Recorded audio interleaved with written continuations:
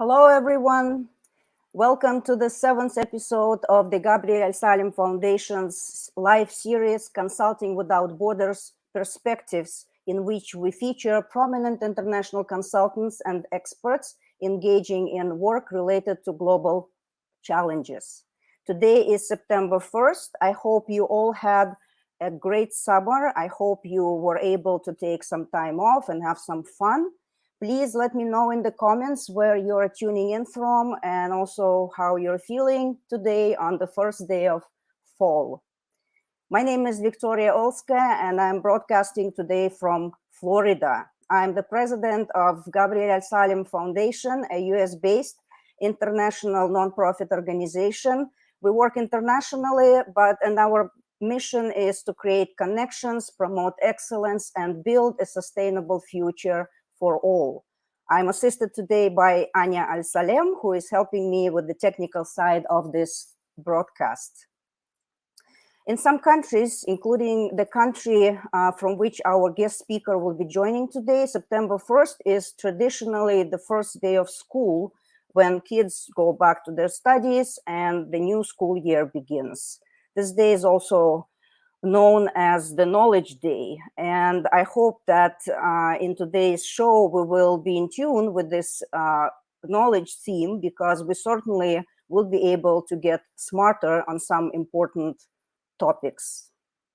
Before I invite our guest speaker to join me, I would like to announce that today's show is live not only on the traditional platforms where we broadcast before, which is Facebook, Twitter, and YouTube, but we've received the permission to go live on LinkedIn as well. So I would like to welcome my LinkedIn friends and colleagues. Whichever platform you are tuning in from, please hit the like button. This way, more people can see us and join us with their questions and comments. Our today's guest is joining us from the Kyrgyz Republic. Dr. Azamat Temirkulov is the developer, the creator of the green economy model of Kyrgyzstan. He will share with us today the story of the green economy model and its importance for Kyrgyzstan and all of Central Asia. Actually, Azamat came up with this idea of the green model, green economy model, as an independent consultant, and then his idea turned into a national program. So he is now actually in charge of the implementation of this model, working for the administration of the president of Kyrgyzstan. Welcome, Azamat.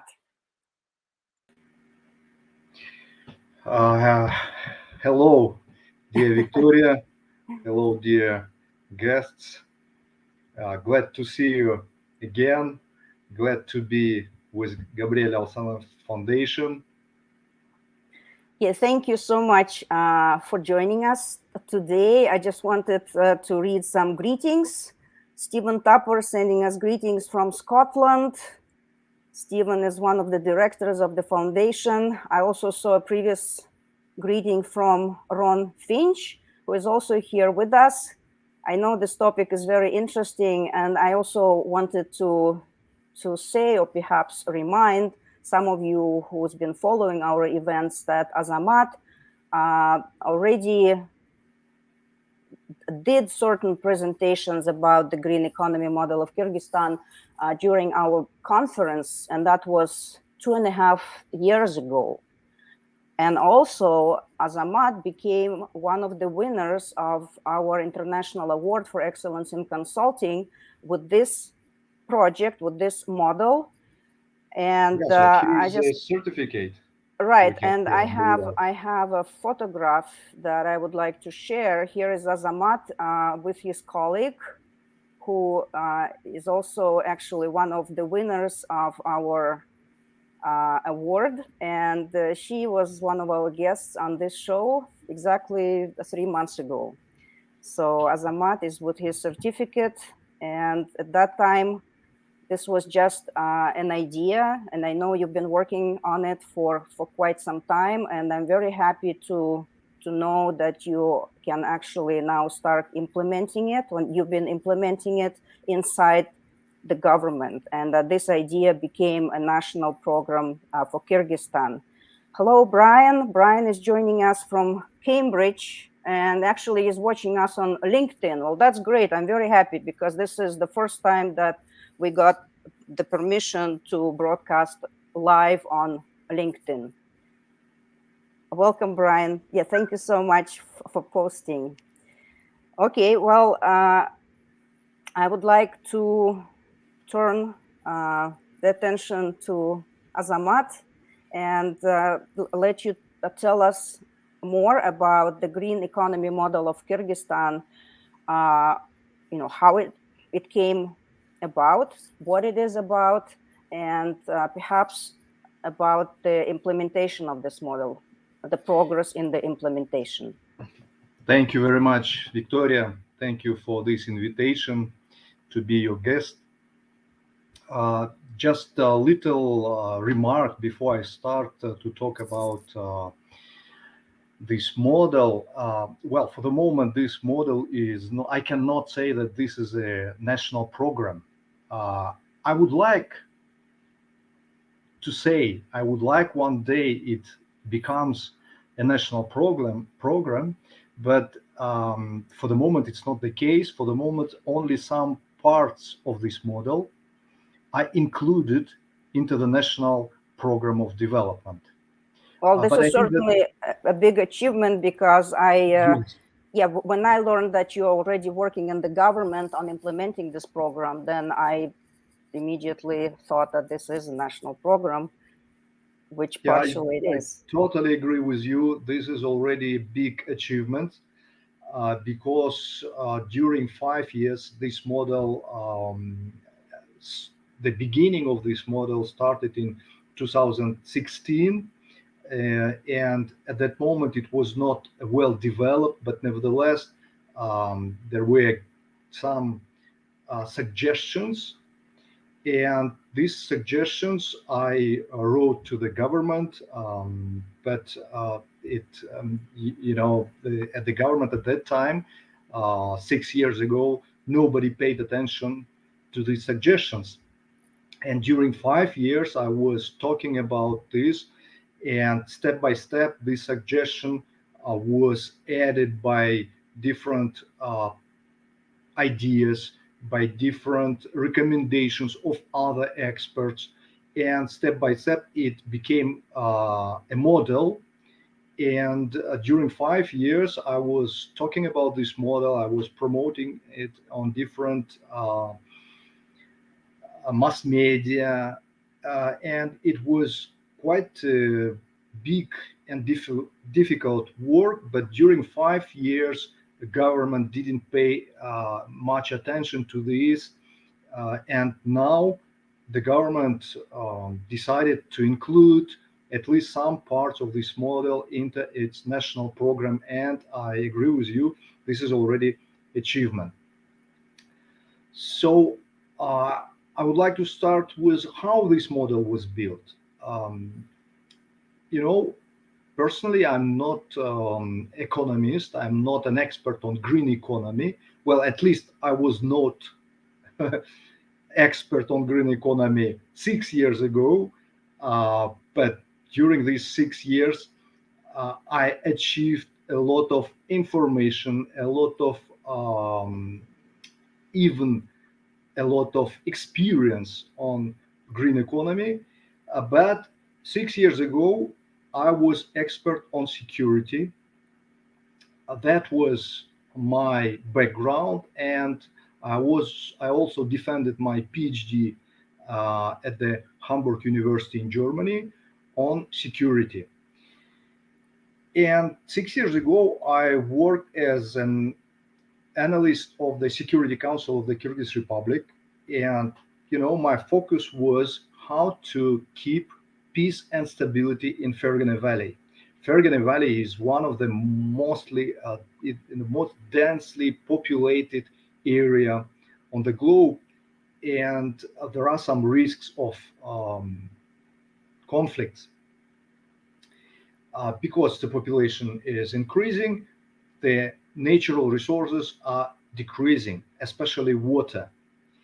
And I was thinking, what should we do? What can we do in order to prevent this conflict situations? So, and then I realized, in fact, that if the level of water resources decrease at the same speed as it's decreasing now, then nothing can prevent violent conflict. Uh, the water is a so important resources in Fergana Valley. So I started to study why the level of water in the rivers is decreasing. So thus, I came to the glaciers, and then I discovered that glaciers are melting, and they are melting in a quite a fast way. For example, during the last 50 years, Kyrgyzstan lost up to 25% of its glaciers. And half of all the population of the Central Asia, they receive water from the mountains of Kyrgyzstan. Uh, so it's very important resource. Our scientists say that if the melting of glaciers will continue at the same speed as they are melting today, then by the end of this century, Kyrgyzstan is risking to lose up to 80% of its glaciers. So I was thinking, what can we do? How to prevent the melting of glaciers? And then I was reading different information about this, and then I realized, in fact, that nothing can stop because, well, this is global warming, and human activity can do not a lot of things against this process. Of course, it, we have some goals that now we put as our mandatory obligations in order to decrease the level of CO2 emissions. But that's only what we can do. And then I realized that what else can we do is to plant forest in the mountains, because the forest can decrease the temperature of the air, uh, and can increase the humidity of the air. This humidity can then turn into snow and rain, and thus all this humidity can, in the form of snow and rain, fall down on the mountains, on the glaciers, and thus at least it can, if not 100% stop the melting of glaciers, but it can at least slow down the process of melting of glaciers. So that's how this idea came. The idea of planting trees in the mountains came. As I told you, I was working at the time as an analyst of the Security Council. So I came to the leadership of the country with this idea. I said, we have to plant trees in the mountains. We have to increase the area of the forest, especially around glaciers, and thus we will, at least we will have some hope that we will be able to slow down the melting of glaciers. But at that time, it was 2016, the leadership was not very much interested in this idea, and they didn't pay so much attention to this. So then I started to think, what can we do in order to change this situation? And I came to an idea that maybe some economic um, arguments can make leadership to believe that it is necessary. And then I started to try to find some economic arguments for this, and I found a lot of economic arguments why we should plant trees in the mountains. So that's how this model, this idea in the beginning, it was just an idea, and that's how this idea grew up to a model. So I was consulting different experts on different ecologists, different economists, and they gave me their recommendation. They shared with me their ideas, and I was putting their edits, and thus step by step this idea uh, grew up to the model. Yeah, it's actually fascinating how you came from a different background. Well, not in an economic background, but I know that you're an expert in peace and security, and that was your subject, the subject of your PhD and your work. And you also taught at the university, right? You were the professor, or are you still a professor at the University of Central Asia? Are you still teaching? Uh, for the moment, Not no, anymore. because all my time now is dedicated to Okay. this Okay. But current it's yeah, activity. it's interesting how it all started with the thoughts about the security in the region, and then grew into a new green economy model. I know that you have some great slides which actually explain very well how your idea is. Well, it actually explains your idea and what you're trying to implement. Right? Would you like to share with us? Yes, please. Yes. Okay. Uh, can you see it? Yes, Yeah. we can see it. Yep.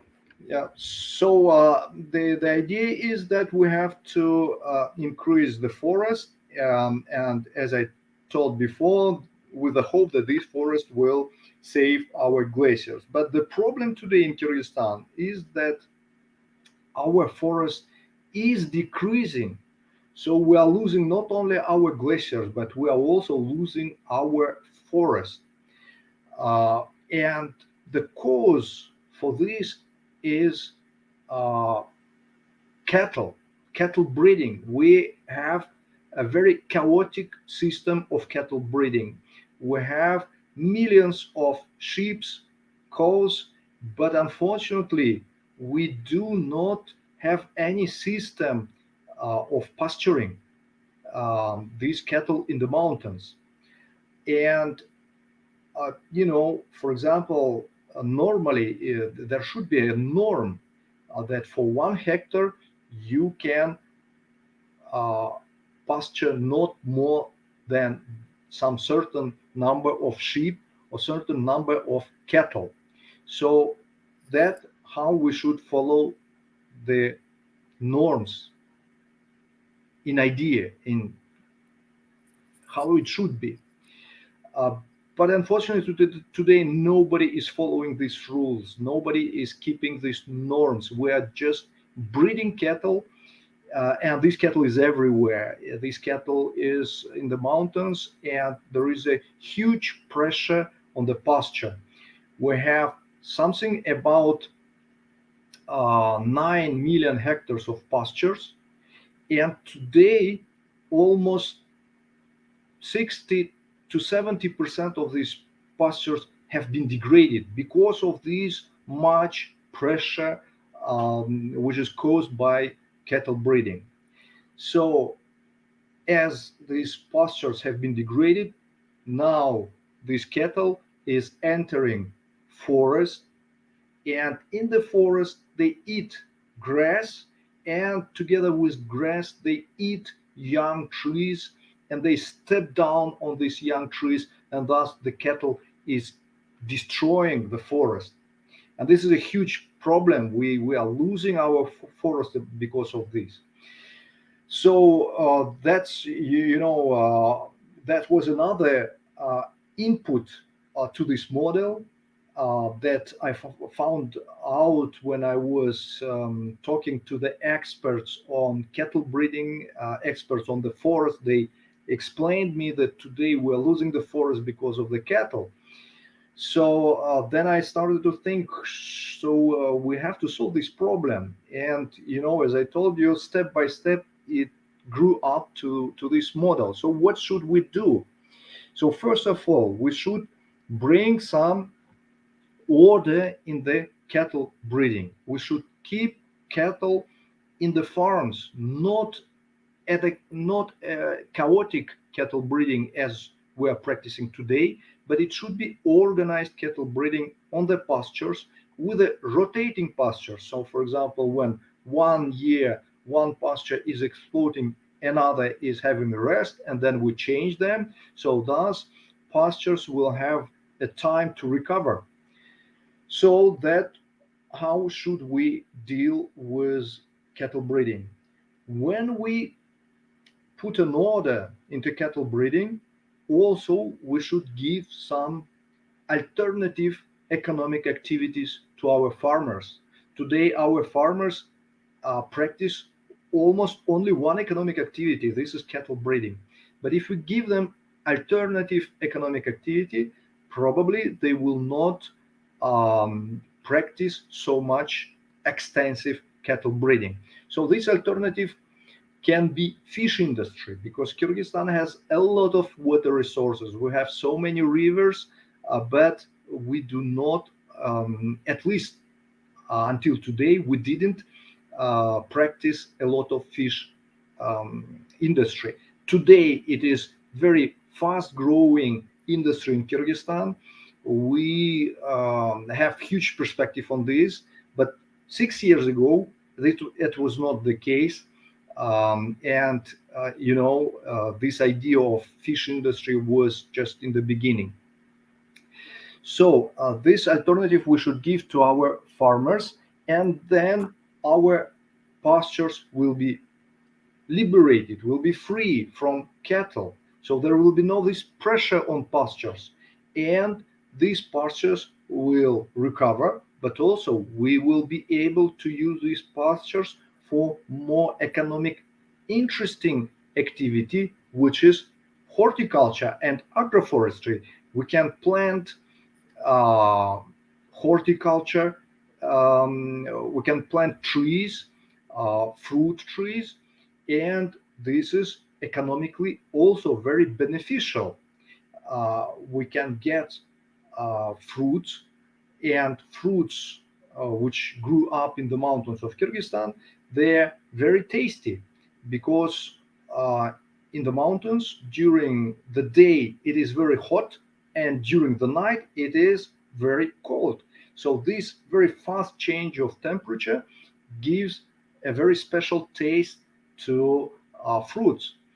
Um, Also, mountains of Kyrgyzstan from ecologic point of view are very pure. The air is very clean, the water is clean, and land is clean. So we can produce ecologically clean products. We can export it, and this is a very perspective.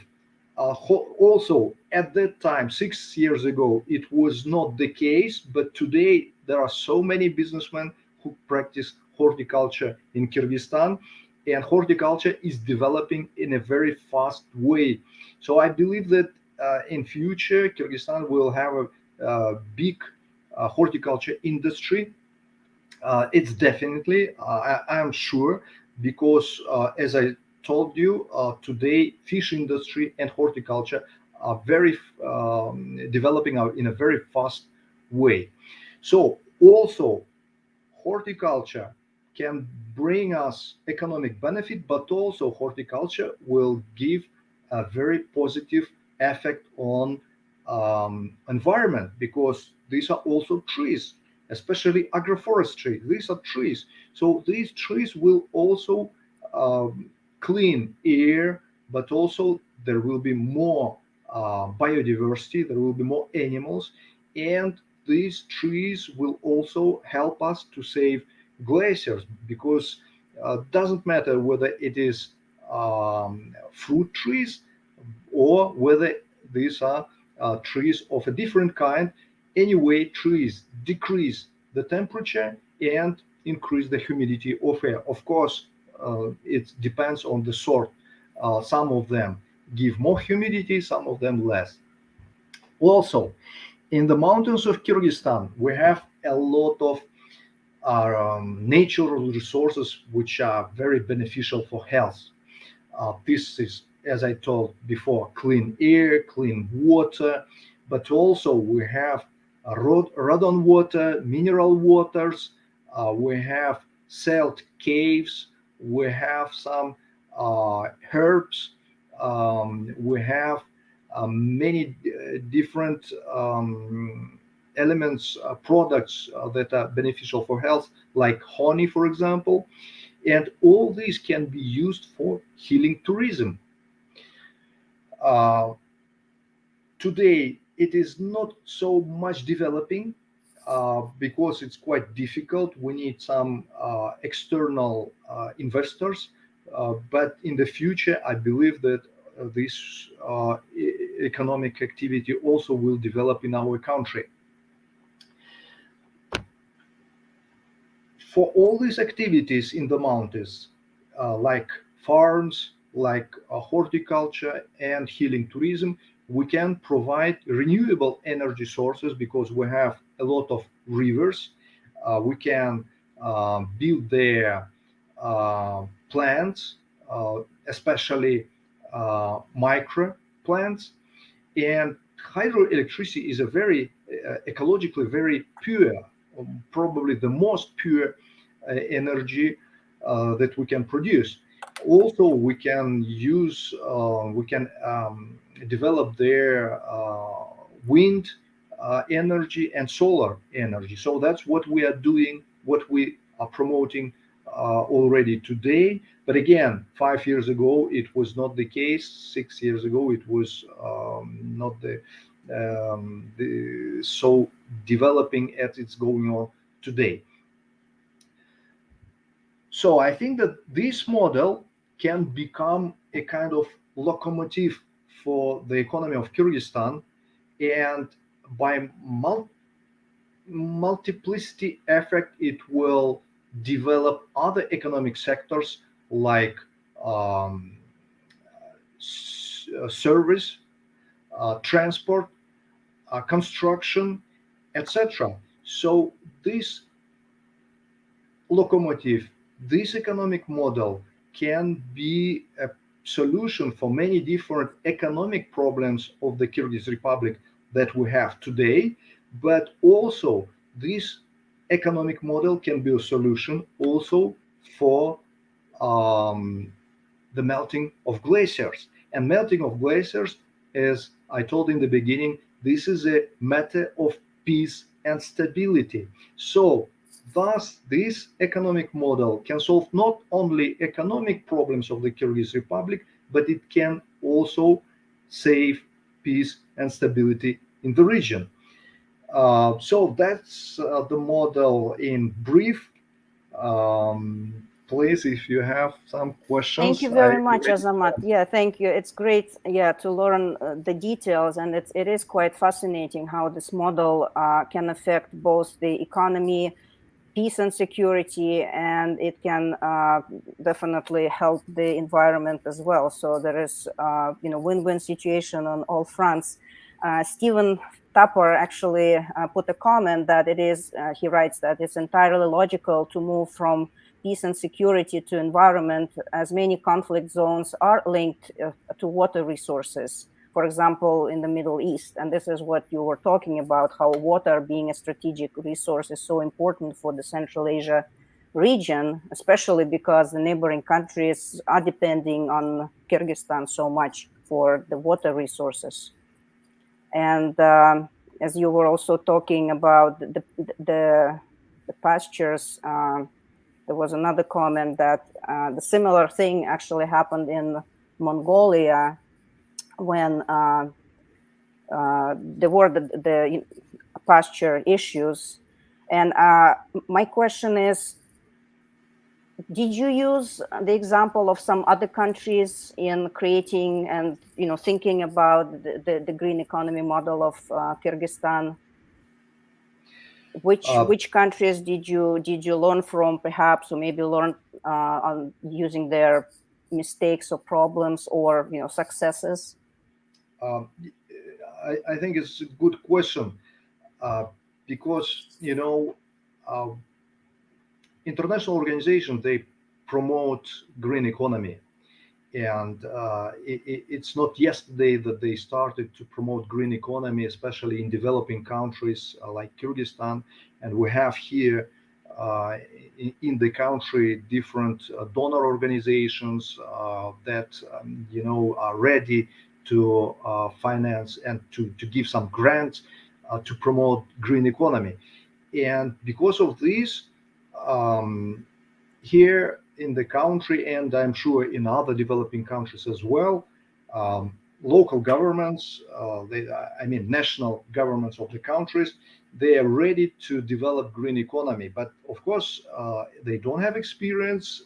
They need some expert. They need some consultant to start these new activities, and they bring some experts from other countries. And of course, these are experts from very developed countries that have achieved already good results in promotion of green economy, like Norway, Germany, etc. So the same situation was in Kyrgyzstan. Many international experts came to the country and still are coming to Kyrgyzstan in order to give their advices. And that was the situation also when I started to promote this model 6 years ago. There were international experts here giving their recommendation how to develop green economy. But I was contradicting with them. I was arguing with them. Well, of course, there was no, uh, uh, I was criticizing them. Yeah. So the idea was, it's understandable that they bring their own experience from their own countries, but the economic structure of their countries, economic structure of Norway, economic structure of Germany is not the same as in Kyrgyzstan. Of course, in Norway or in Germany, which are industrialized country, we have to invest a lot of finance into developing of green principles in industry. But this is not the case for Kyrgyzstan. We don't have industry. 95% of our energy are developed not with coal, but with hydroelectricity. So 95% of our electricity is already green. So we are almost, we're a green country. We have already green economy. We don't have here huge factories. We don't have here huge industries, which pollute the environment. uh, it's not the case. It's a developing country which never had industrial revolution. We don't know what is industrial revolution. We don't know what is industrialization. And international experts, they were promoting development of green principles in traditional sectors as it was in the Western countries: energy, um, industry, and transport. But here the problem is completely different. In Kyrgyzstan, if we do not pollute the global environment, uh, but we pollute and we destroy our own environment, we destroy our forest. And today we have to do something, as I told in my presentation, with the cattle. And this is green economy for Kyrgyzstan. We have to do something with this problem which destroys the forest and the glaciers of the country and of the region. Yeah? So I'm not criticizing the international experts. They bring their own expertise, they bring their own knowledge, their own experience, and this is absolutely um, excellent. This is very good. We need this knowledge in Kyrgyzstan. We need this experience, uh, but we have to think on our own. We have to think with from our own position, not from the position of the expert from abroad, from the completely different region of the world. But we have to live, and in our own reality, we have to take into account our own problems. So that's why I was always trying to look critically to the experience of other countries. Of course, I was studying the experience of Western countries. Also, um, I read some theories, and in the theories, I found this theory, which is called tragedy of the commons, and which was elaborated mid uh, last century in the 1950s by Western scientists, and they explain the problem of Kyrgyzstan. They say with a different example. They bring example of fishery, but because people don't care about the lake, they want to get more profit from this lake, so they fish, and they fish um, a lot of resources. So at the end there is no fish in the lake. Yeah, so the same situation with Kyrgyzstan, but the example is different because every farmer wants get its own profit on the common pasture, and nobody is care about this pasture. Nobody is care that this pasture is degrading. So because of this, everybody tried to pasture their cattle as many as possible. And because of this, the pasture is degrading. So I think that this theory, unfortunately, I don't remember the name of this scientist. I think this is excellent theory, tragedy of the common, which is absolutely applicable and can be used on the case of the Kyrgyzstan. Okay, so yeah, what I understand is that the expertise that you got or are getting from the Western countries, developed countries, is not quite applicable because these countries already went through the industrial revolution, and they, in a way, they have to go back to become green. They have to make their industry green again. While in Kyrgyzstan, right, you basically all you need to do is to preserve what you have, right? So not to make it worse, not to make it deteriorate. And so Absolutely. this is a different task. But what about other countries who might be in a way, similar to Kyrgyzstan in their development?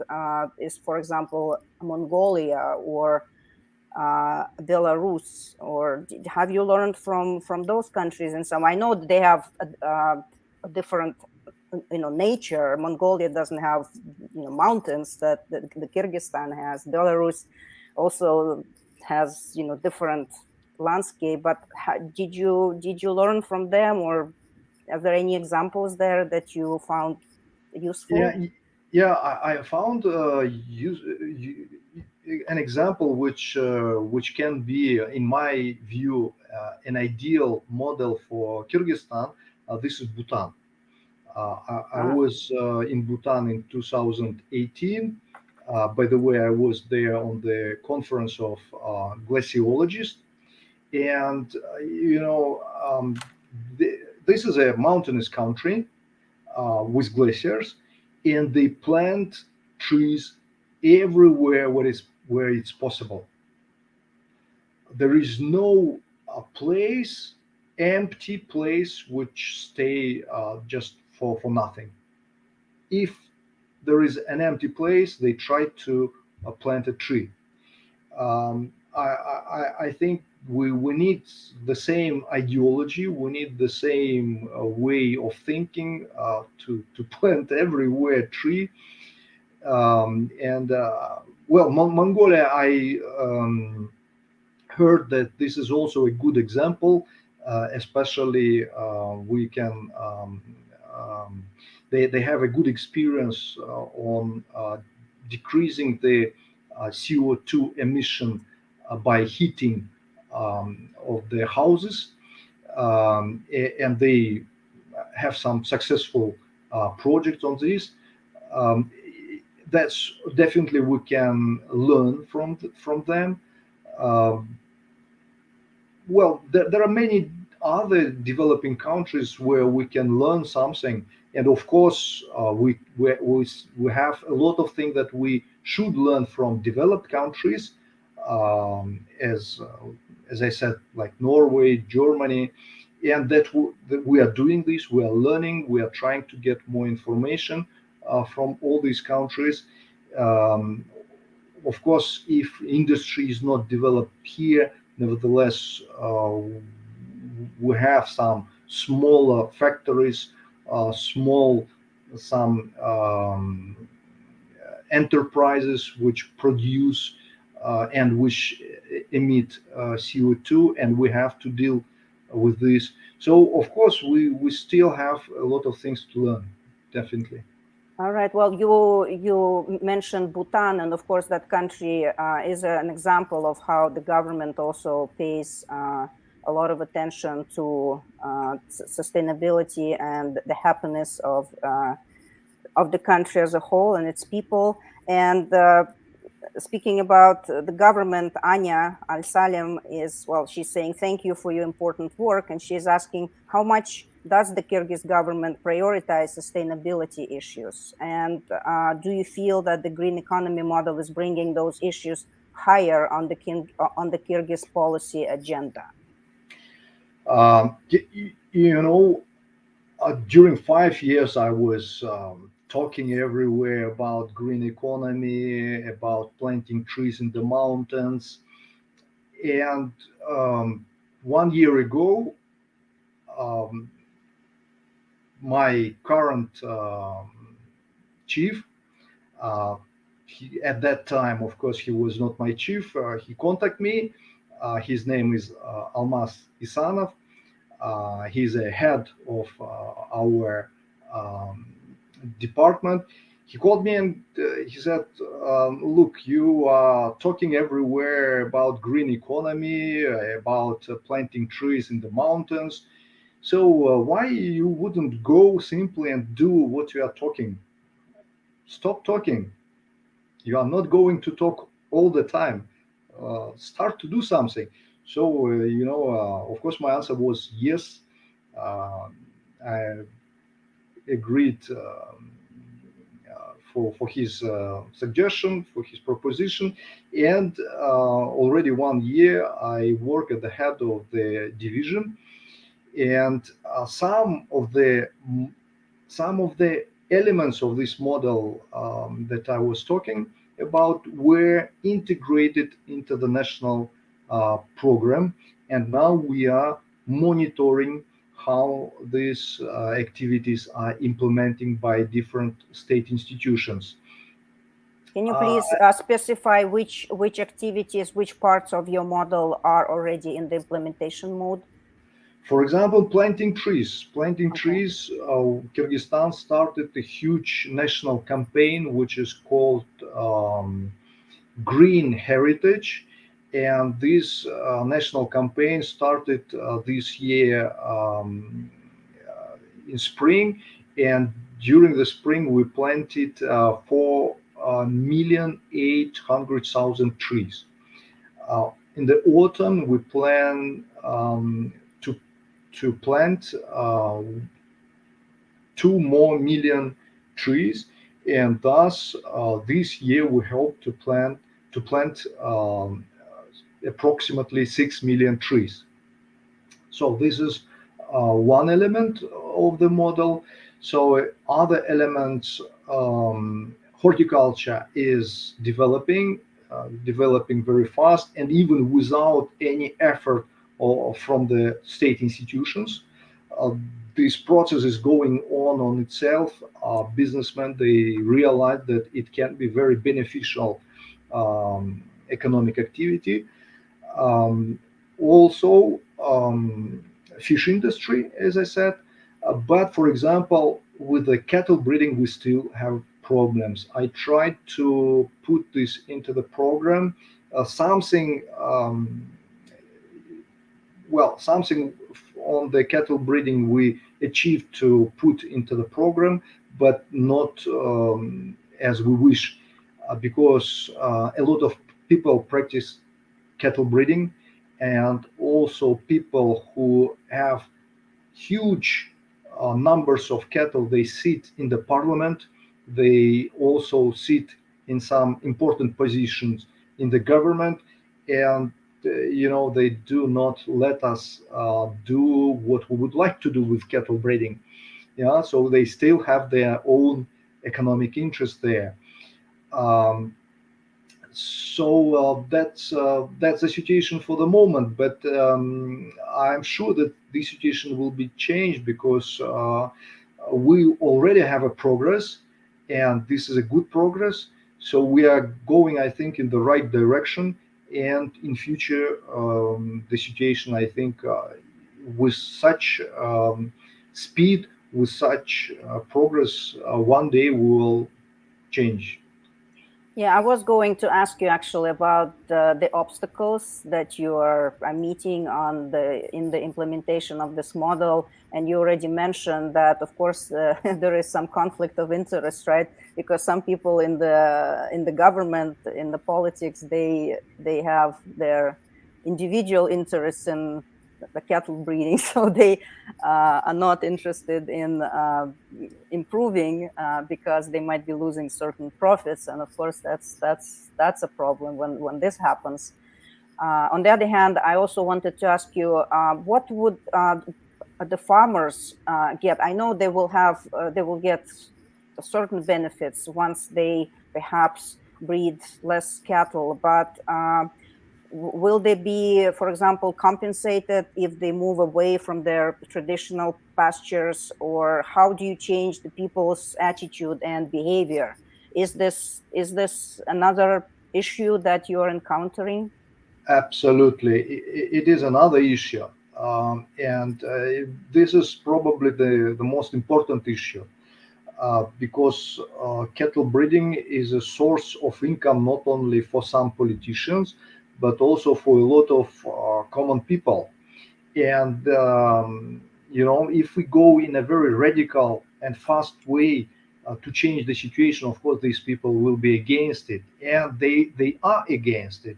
We already saw, we tried to bring some new laws, and these laws were rejected not only by deputies from the parliament, but these laws were rejected by um, some people from some common people from the The population. commons, the tragedy of the commons, right? Yes, yes, yes, yes. And we have to change their attitude. We have to change them, their understanding of the situation. And this is informative work. So I think that we need a time, uh, but I'm sure that it will come to one day. It will come realized. So one of the proposition was to change cattle to plant.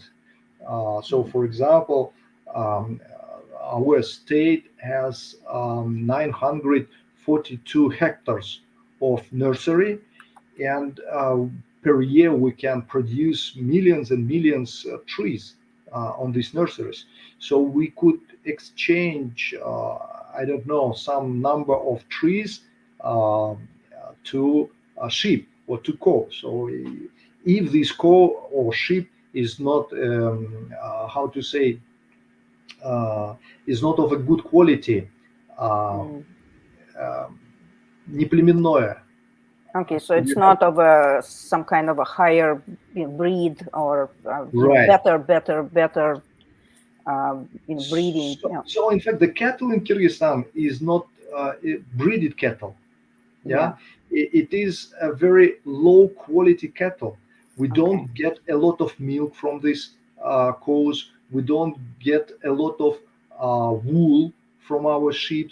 So we lose more resources um, to keep to keep this cattle, but we do not get a lot of benefit on return. So the idea was to exchange these very low quality cattle to trees. But as I told you, the population is not ready for the moment. Okay, and also we should keep in mind that cattle and meat and animal products are of great importance in Central Asia, traditionally and historically, right? So Absolutely, there is especially in the Kyrgyzstan. yeah, you eat a lot. I mean, not everyone, but meat eaters. Yes, They want their meat. They want also there is of course other byproducts, and there is milk, there is hummus, and all yeah, sorts of animal products that are traditionally consumed. So I can imagine that it is hard for the population, for regular people, just to kind of switch their mentality and the tradition so quickly, absolutely. and focus on plants instead of cattle. But yeah, what you're saying about the quality of the cattle is probably it's one way to solve the issue to an extent, right? Yeah, just getting the better quality cattle so that. Yeah, Mhm. well, so we decided to go not in a very radical way, but to go with step by step. So we have to inform people. We have to um, give people more understanding what is economically beneficial. That this uh, low quality cattle breeding is not beneficial in comparison to horticulture. And today, more and more farmers understand this. They start to understand it. And the farmers who understand, they start to change the economic activity from this low quality cattle breeding to horticulture. And as I told before, horticulture is developing in a very fast way. But still, people keep these cattle. They don't want to lose the good old cattle breeding, and even if they practice horticulture, nevertheless they still keep They this still cattle keep breeding. it. But yes, but it is already good that people practice horticulture. So I think that step by step, when they realize that horticulture brings a lot of much more benefit than cattle breeding, they will, simply refuse to this low quality cattle breeding. But we needed time for this, and I'm sure that one day it will come, because I see how the process is going on. The process is going on into the right direction. So that's why I believe that one day we will come to this point. Well, I'm sure, because this is a great opportunity for Kyrgyzstan, and it's just all over, just a great thing to do for the country, for the environment. I'm just curious, does the government offer any incentives, any subsidies perhaps to the farmers who are switching away from raising cattle? Well, unfortunately, not for the moment. Okay. Uh, we don't have a lot of resources to make some compensation. Uh, but today we have a lot of international funds, donors, international organizations that promote green economy, that promote the defense of environment, and they really help developing countries, and they help also Kyrgyzstan. With their help, I think that we will find a way how to solve these problems. So, for example, Green Climate Fund also have enormous resources. uh, I think that per year they have something about $100 million that they are ready to distribute among developing countries that promote green economy. But the problem is that Kyrgyzstan is not ready for this. Kyrgyzstan is, I mean, we are still in the beginning of elaboration of different projects, and we will submit this project to such big funds because they give not $5 million. It's too much for this, or too small sum for such big funds. But they give, a quite huge sum of amount of money. And for this, we need a very good, very high quality project, or very high quality project proposal. And that's what we are elaborating now.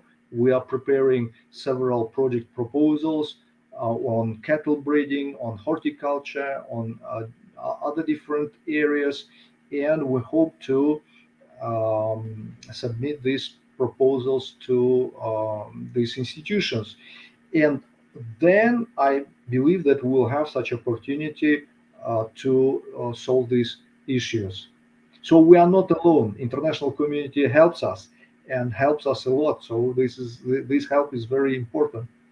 Yes, this is great, and I was going to ask about that. It is great that international organizations help Kyrgyzstan, and I know that when we run our award, the best projects related to green economy come from Kyrgyzstan. We're always, fascinated at how much good work is done there, and of course, your work in creating and trying to implement the green economy model of Kyrgyzstan is a big part of it, and it's just amazing and fascinating. And I wish you all the very best. Good luck in your new position inside the government. So hopefully that will help you to push through some new ways to implement the program, the model. Thank you very much, Victoria. I have to say that, well, I'm not, of course, alone, absolutely not alone. We have a lot of people in Kyrgyzstan, experts, first of all, who gave me their experience, who gave me their knowledge, who gave me their expertise, who helped me to build this model by giving me recommendations, advices, their ideas. And this model, in fact, is, constructed from ideas and recommendations from many different people. And these experts on their small areas, some of them are experts on cattle breeding, others are experts on energy.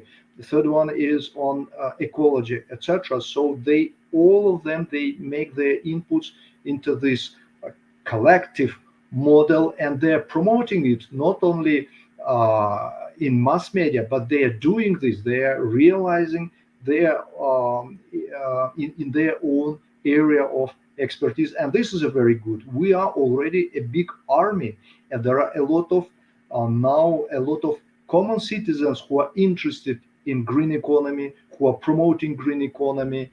We have Green Alliance of Kyrgyzstan, where a lot of different NGOs, business organizations, enterprises, they are united in one big power to promote green economy in the country. So we are becoming, oh no, we are already a big power. And we are the power which is present not only in mass media as it was before, or not only in different sectors of economy, but we are present today in the state institutions. So, and I think that there is also your input, Victoria, the input of your Gabriel Al-Salem Foundation, because you you were оценили. Well, we evaluated, or we Thank you. You evaluated this model. You well, it certainly attracted our attention, and the committee gave it well our award because it is quite unique, and very, very, very much